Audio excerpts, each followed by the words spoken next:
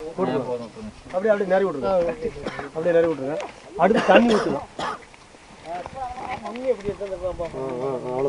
இப்போ 10 சென்டிமீட்டர் அளவுக்கு தண்ணி ஊற்றணும். 10 சென்டிமீட்டர் தண்ணி நிற்கிறோம். ஊற்றுங்க போங்க. 3 இன்ச் உயரம்.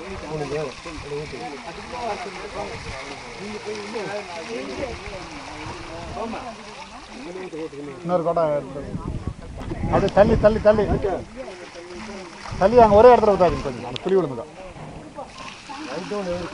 மண் அதிகமாக போடலாம். தப்பு இருந்தால் கூட ஒரு அளவுக்கு இருந்தால் தான் அந்த இது ஊட்டச்சத்து. கேள்வி நான் வந்துட்டீங்களா? இந்த மாதிரி தண்ணி ஊற்றிக்கணும் 10 சென்டிமீட்டர் அளவுக்கு. ஊற்றி முடித்தோடனே நல்லா முடிஞ்சா ஒரு குச்சியில் கூட கிளறி 3 கிலோ அப்போ போட்ட சாணி, காலையில் போட்ட சாணி 3 கிலோ நல்லா புது சாணி எடுத்துக்கணும். பழைய சாணி எடுத்துக்கூடாது. 3 கிலோ புது சாணி எடுத்துக்கணும்.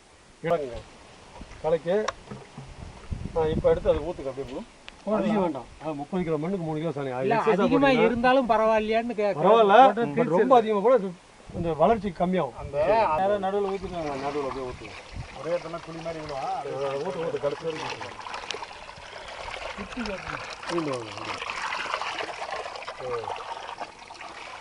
இந்த மாதிரி சாணி தண்ணி ஊற்றிட்டு அதுக்கப்புறம் சூப்பர் பாஸ்பேட் தான் வாங்க. இந்த பக்கம் வாங்க. அதை அளந்துங்க. இதை காட்டு. இதை இந்த பக்கம் இப்படி வந்துருங்க. இந்த பக்கம் போ. இங்கே வாங்க. லேசாக அப்படியே தூவி விடுங்க. இது வந்து இல்லை அப்படியே எடுத்து கையில் கொட்டிட்டு சும்மா கொட்டிட்டு தூரி விட அப்படியே. இது சூப்பர் பாஸ்பேட்டு. சூப்பர் பாஸ்பேட்டு வந்து 30 கிராம் அளவுக்கு சூப்பர் பாஸ்பேட் போடுறீங்க. அடுத்து அசோலா விதையை போடணும். நல்ல ஒரு கலர் கை எடுங்க. இதாம்மா விதை. இதான் விதை. பாசி மாதிரி இருக்குது. இதுதான் இதான் விதை. காமிங்க. அப்படியே தூள் பார்த்துருப்பீங்க. அடியில் மேல போடுறீங்க. இது பண்ணுங்க. இது நாளை காலையில் வந்து நல்லா இருக்கும்.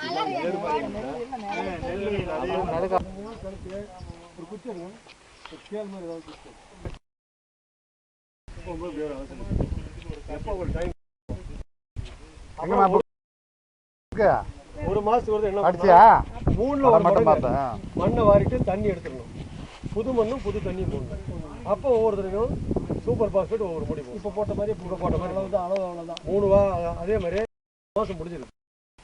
6 மாதம் முடிஞ்சோன்னு என்ன பண்ணணும்? இதை அப்படியே செட்டை மாற்றணும்.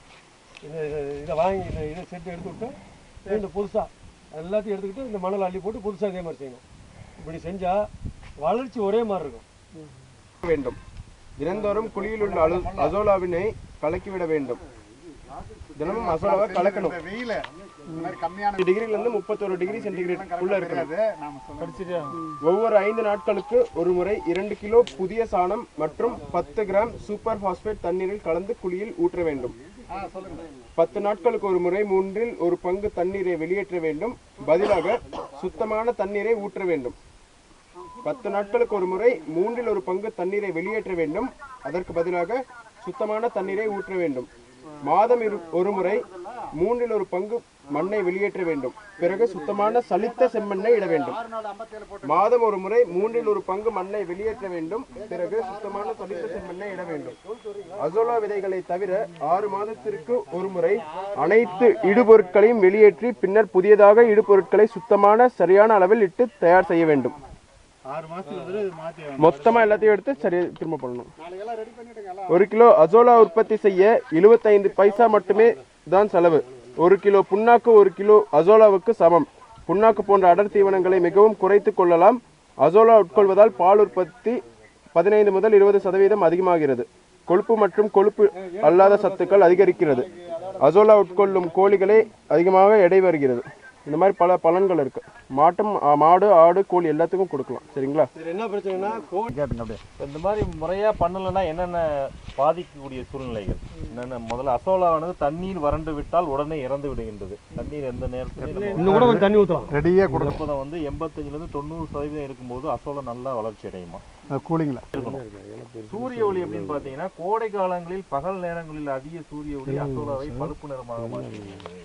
காற்று அதிக வேகமாக வீசும் காற்றானது பாத்திகளில் அசோலாவை ஒரு பக்கமாக கொண்டு சேர்த்துவிடும். அதுக்கு நம்ம எதனா அசோலாவின் வளர்ச்சி பெரிதும் பாதிக்கும். ஒண்ணு அதிகமா குமிஞ்சதுன்னா கீழே இருக்கிற ஒரே இடத்துல குனிஞ்சுன்னா அது வளராது.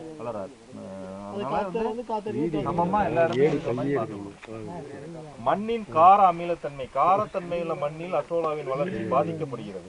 மாட்டு தீவனமாக பச்சையாக அல்லது பதப்படுத்திய பயன்படுத்தலாம். இதை காய வச்சு கூட போடலாம். எடுத்து நல்ல வெயிலில் காய வச்சா இலை மாதிரி சூடிக்கணும். அதை கூட நம்ம உபயோகப்படுத்தலாம். இதை வெளிநாட்டுக்கு ஏற்றுமதி பண்ணுறாங்க. இந்த தீவனத்தை, மாட்டு தீவனத்துக்கு இதை தயார் பண்ணி பெரிய குளமா போட்டு, ஹைதராபாத்லாம் பார்த்தீங்கன்னா அந்த கடைசிலேருந்து கடைசி வரைக்கும் க்ரீன் ஹவுஸ்ன்னு சொல்லுவாங்க. இப்போ காய்கறிக்கெலாம் க்ரீன் ஹவுஸ் வைக்கிறோம்ல, அந்த மாதிரி க்ரீன் ஹவுஸில் போட்டு வலை போட்டு இவ்வளோ பெரிய பெரிய தொட்டி கட்டி இதை வளர்க்குறாங்க. வளர்த்து அவங்க என்ன பண்ணுறாங்கன்னா அப்படியே வெளிநாடு இது பண்ணி வெளிநாடு கூட்டு போகிறாங்க. அதிக புரதச்சத்து, கொழுப்பு சத்தும் கால்நடைகளுக்கு தேவையான அமினோ அமிலம். சாதாரணமாக நீங்கள் போடாத மாட்டுக்கும் இதுக்கும் 1 லிட்டர்னு 1.5 லிட்டர் பால் ஏறி வருது. நாங்கள் போட்டு பார்த்துருக்கோம். இப்போ நிறைய வீட்டில் போடுறோம். நீங்கள் 2 போட்டுக்கணும். ஒரு இதுக்கு 3/4 கிலோ எடுத்துட்டு 5 நாள் கழிச்சு எடுத்து ஒரு மாட்டுக்கு மட்டும் கொடுங்க. அந்த ஒரு மாடு இப்போ எவ்வளோ பால் கறந்துருக்குன்னு பாருங்க. இது கொடுத்து பார்த்து எவ்வளோ பால் கறக்குது. நம்ம 2-3 போட்டுக்கலாம். வித்தியாசம் என்னன்னு தெரிஞ்சுன்னா அதுக்கு தகுந்த மாதிரி நீங்கள் அதிகம் பண்ணுறதா இல்லையானது உங்கள் அனுபவத்தில் கிடைக்கும்ல, அது தெரிஞ்சுக்கணும். அசோலாவை கோழிக்கும் வாக்கிற்கும் தீவனமாக பயன்படுத்தலாம்.